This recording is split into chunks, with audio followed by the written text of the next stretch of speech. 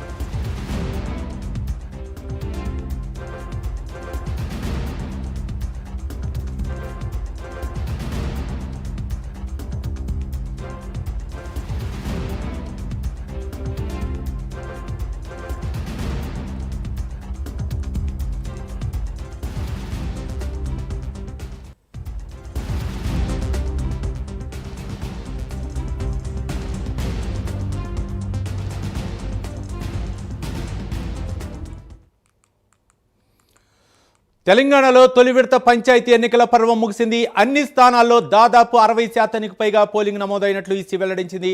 అలాగే 1 గంట వరకు క్యూ లైన్లో ఉన్న వారికి ఓటు వేసే అవకాశం కల్పించింది. అక్కడక్కడ చెదురుమదురు గట్ల తప్ప పోలింగ్ ప్రశాంతంగా ముగిసింది.